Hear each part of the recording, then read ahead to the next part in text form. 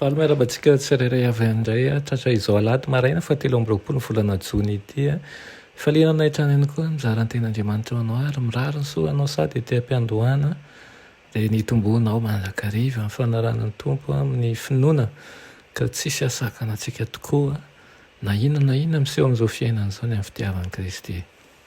Alohan'ny hidirantsika ny amin'ny mofonainana io dia hivavakisika.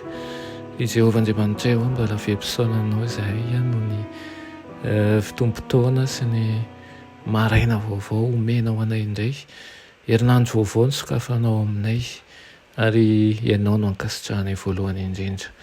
Tsy ary manko izahay raha tsy eo ianao, noho ny fitiavanao no mbola tsy mahalany rehetra anay tokoa. Ny famindramponao dia aposaka ao aminay hatrany ka tiana indrindra ny isafidy ny araka aminao hanamafy orina ny fiarahanay aminao izay aoka ny fanahinao masina tompo-hamelombelona anay mandrakariva aminaran'i Jesosy, amen. Lohatenin'ny mofonainantsika androany dia manao hoe ankohonan'Andriamanitra. Alaina amin'ny Efesiana 2:7-20 sy ny 20 manao hoe koa dia tsy mba vahiny sy mpivahiny intsony ianareo fa tompo-tany mpiray fanjakana amin'ny olona masina sady ankohonan'Andriamanitra, natsangana teo amin'ny fanorenan'ny apôstôly sy ny mpaminany ary Kristy Jesosy no fehizoro indrindra, amen. Iasan'ny tompo Jesosy ny fon'ny olombelona ary tena nehoany famindram-po sy fahasoavana lehibe.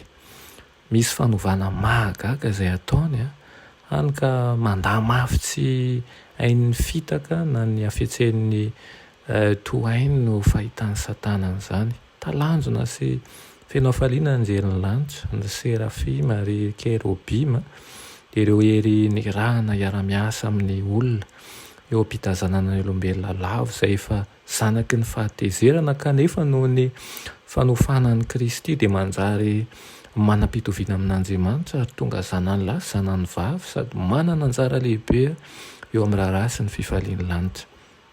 Nomeny tompo fahafahamanao sy fitahiana ny fiangonany mba hahafahany maneho amin'izao tontolo izao ny mahampy ny fahasoavana ary koa mba ho tanteraka ao aminy ny fiangonany izay fanehoana tsy mitsahatra an'ilay tontolo hafa dia ilay tontolo mandrakizay sy fanehoana an'ireo lalàna izay ambony indrindra noho ny lalàna eto an-tany. Tokony ho tempoly voaorina araka ny endrik'Andriamanitra ny fiangonany. Ny fiangonana izay mitafy ny fahamarinan'i Kristy dia mitana ihany koa ny firakitana ka ao ny tokony ahitana mazava sy amin'ny fahafenonany harehan'ny famindram-pony dia ny fitiavany ary ny fahasoavany. Fahagagana ho an'ny mponiny lanitra tokoa ary fifaliana lehibe ho azy ny fanambaran'i Kristy ao amin'ilay vavaka nataony ho an'ny mpianany izay lehibe tahaka ny fitiavany iray ary izay zanaka lamataon'Andriamanitra ny fitiavany iray antsika izay hiaraka aminy any amin'ny izay hitoerana isika ho iray amin'ny Kristy ary Kristy eo amintsika. Toy ny afo izay miaro amin'ny fiangonany amintsika ny herin'ny maizina ireo fanomezam-pahasoavan'ny fanahy masina ary maro karazana izy ireo miavosa. Azontsika atao ihany koa ny mangataka amin'Andriamanitra ny hanomezana traikefa amintsika mba ahafahantsika mamita ny asa ny tian'Andriamanitra mba ho mpiara-mombonantoka aminy tokoa isika amin'ny asa famonjena satria efa voavonjy isika dia tahaka an'ireo anjelin'ny lanitra tovy fahefana ary tsy vitan'izany fa omeny ny hery rehetra ihany koa ary dioviny satria zanany malalany.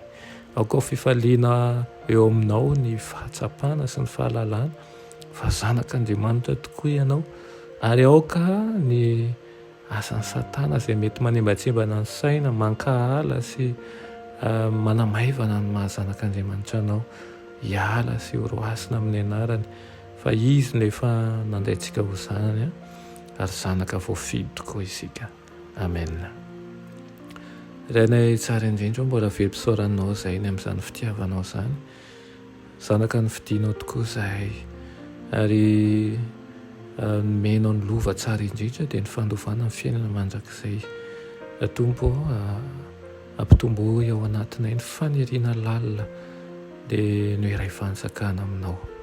Zavela ho variana ny amin'ny olan'izao fiainan'izao zahay fa afatoy ny fomba fijerinay ny amin'ny fanjakanao izay efa miandry ny idiranay ao anatin'izany satria inonay tokoa fa ho avy tsy ho ela ianao. Amin'ny anaran'i Jesosy, amen.